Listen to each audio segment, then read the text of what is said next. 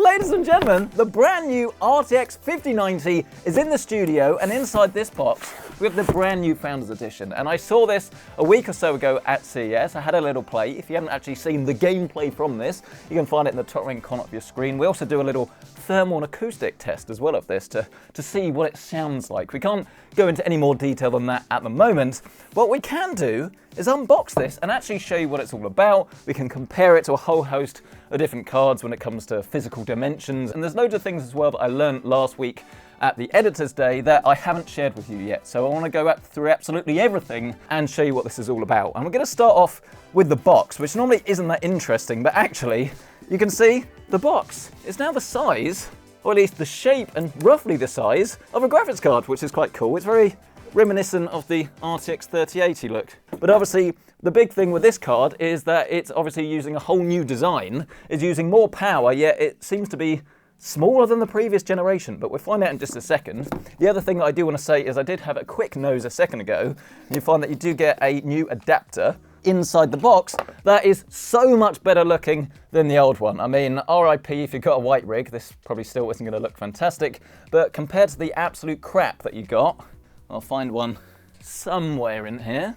And yes, as you can see, this thing was very, very ugly. You were spending almost £2,000 of dollars on a graphics card, and you seriously had to use this. Whereas the new one is a lot more attractive, it's longer, it should be safer, and it doesn't have this like horrible tape dotted around it as well. So this was why a lot of people lean to like go towards like a third-party adapter or something. Hopefully that can kind of fit in the back of your case, so you just see this one cable as it is. So yeah, that's your power adapter. That now comes as part of the external box, but obviously the real goodness comes from what is within, and I have not yet done this. I don't really think I've actually held one of these cards yet.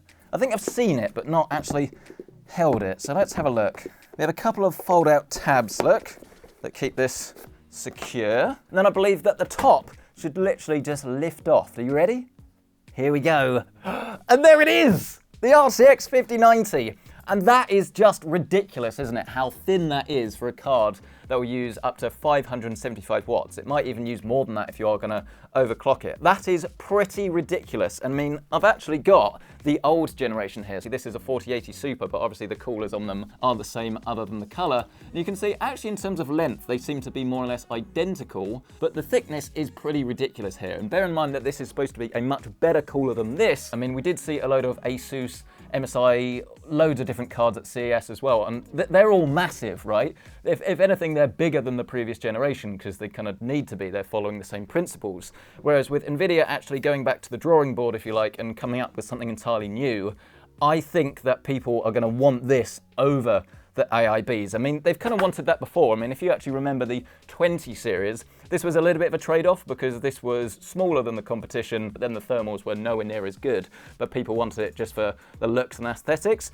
Whereas if this is going to run cooler, quieter, potentially be cheaper, and obviously be thinner and can fit into potentially a wider array of cases, then I can really see why people would want to go for this over something else. But again, this is going to be limited in terms of availability. So if I were unfortunately going to guess, I'd say that this was probably going to be quite hard to get your hands on. But let's cast our net a little bit wider and compare it to all of the Founders Editions, shall we? So this is the 4070. This is the smallest card that we actually have in our test here. Then we've got the 3080. I think sitting in between that, we've got the 2080 Ti. Very similar, but again, this one is slightly longer. This is where things got massive, of course, with that 4080 and 4080 Super. And then sitting right on the end, we have the brand new 5090. So you can really see actually just how different these cards are, not only in terms of the type of cooler that they use, then also physical size and dimensions. They clearly were going like as far as they could, I guess, with this design.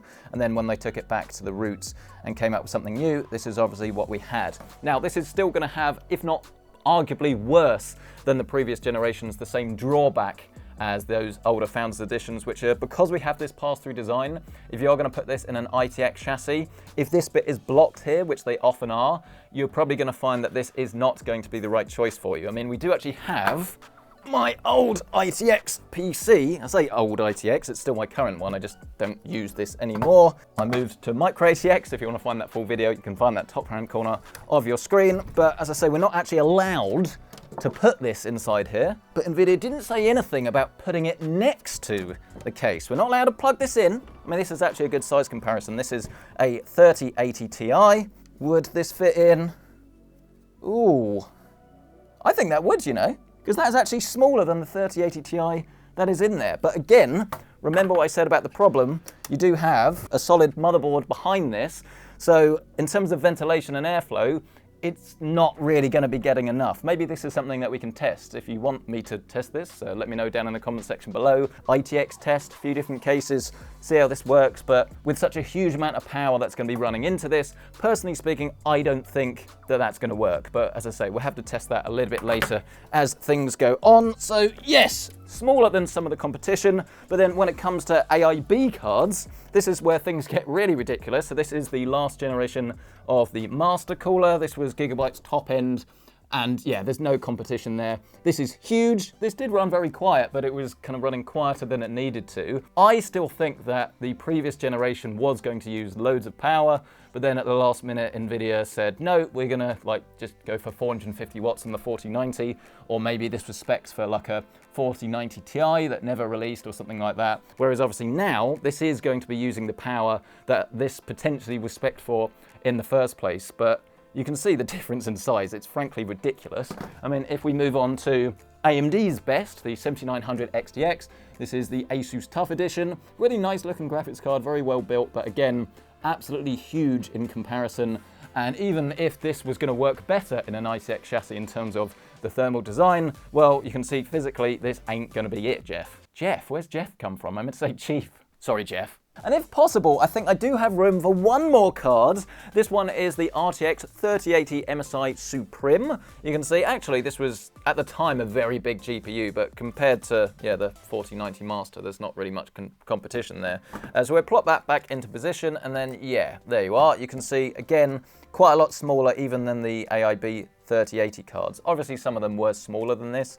This is quite a good representation, really, of, I guess, what you might be upgrading from, and two, if you skip that generation. That's where this is kind of sitting in. So if you have one of those cards and you've got the right power supply, this in theory should be able to slot in, again, as long as you are aware with obviously the amount of air and airflow that this is going to require in order to stay cool and quiet. And I was very impressed with it actually when I heard it. I couldn't hear anything at the event last week. For clarity, I've not plugged this into a system. Don't worry, NVIDIA, I'm not breaking the embargo. But I can talk to you about everything that happened at that Editor's Day, because it wasn't just Cyberpunk actually that I got my hands on. I also played Black Myth Wukong.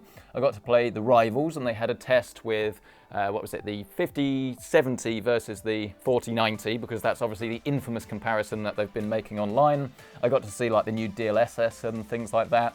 And regardless of whether you're going to buy one of these, because the vast majority of people watching this would not buy one of these, but the cool thing is the rest of the tech is going to be trickling down not only to the rest of 50 series, but then also to the cards you probably already have, because potentially the best thing really about this generation is that we've got new DLSS model. So we've gone from CNN, which is centralized neural networks. No, not even close. Convolutional neural network. Look, I've done my research, I've made my notes. This is very cool because simplifying it massively, essentially it's now self-aware. We've hit that point where the computers are starting to take over, but DLSS, in my experience, especially if you're playing at high resolutions, I think this is the biggest thing that a lot of people potentially get confused by, and it's fair enough, because if you're playing on a 1080p monitor and you turn DLSS to quality, it looks, you know, decent, but it doesn't look like native. And so when you're kind of looking at these higher end cards and you're seeing benchmarks and you see people like me using DLSS performance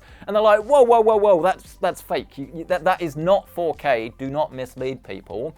The difference is because you're upscaling from 1080p to 4K and you have that resolution in the first place, the final output has always looked way better than if you're rendering, as I say, at 1080p and you've got that small amount of resolution to start with. It's a night and day difference, and the same with 1440p. It's not as dramatic, but even 1440p DLSS quality doesn't look anywhere near as good as 4K DLSS performance. But with this new model, it aims to actually improve things like the shimmering effect that you might get from maybe strands of hair.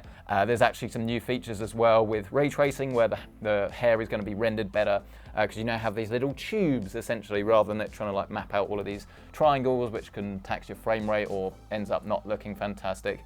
And as I say, this is coming to all RTX GPUs, which is very, very cool. So image quality in DLSS is going to get better, and the cheat sheet that they told me was essentially, imagine at 4K that DLSS balanced in terms of image quality is now going to be similar for DLSS performance on this new tech. So it's going to give you either a better frame rate or better quality depending on the settings that you're going to use. So even if you don't spend close to £2,000 or dollars on a GPU, and you literally just keep what you have, as I say, this is pretty exciting and it's coming to you. We are also getting a new feature, and obviously this is the most talked about thing really, called Multiframe Generation. DLSS 4 has this baked in, and essentially you're using the more powerful AI that is on this 5090 to give you a better frame rate. But it's not quite as simple as that, because essentially it is a frame smoothing technique. So if you have 60 FPS, you can use up to the 4x multi-frame generation, which in theory can up to 4 times your frame rate. That's why it's called 4x. I think that's kind of confusing because it doesn't make your frame rate go up by 4x.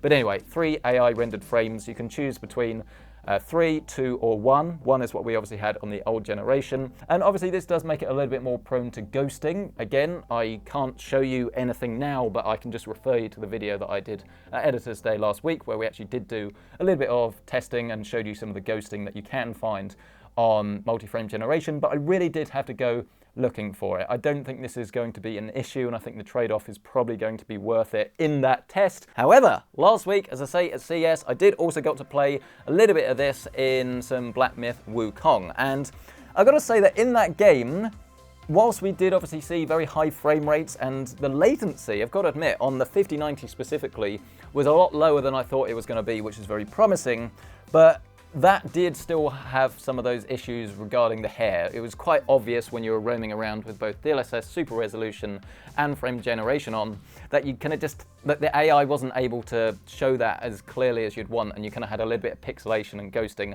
around the character, which is disappointing, because obviously in a game like that where you kind of need to use DLSS if you want to have ray tracing and everything on, then obviously it's just a limitation. And whilst the image quality I'm sure is better, it clearly still isn't quite where it needs to be like turned on in every single game. And something that I'm seeing a lot online, please do not get confused by, if you look at frame view, so that FPS counter that we often see at the top right corner of your screen, and then we see the latency, that is not the same as the latency that you'll see from something like MSI Afterburner, because a lot of people are saying, wait, my 4090 gets 12 milliseconds of latency, why was this getting 40 milliseconds? I mean, clearly that's worse, right?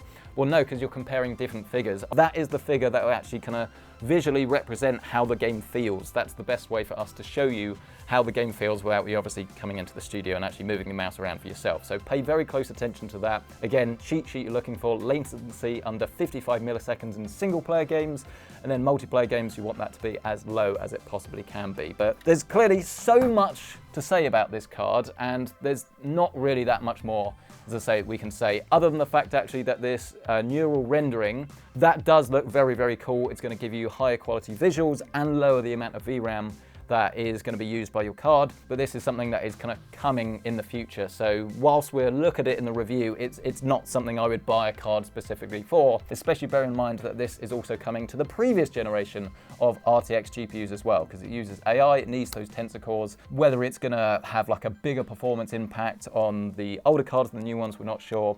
All of this stuff, there's going to be a lot of videos to make this year, so get subscribed if you're not already.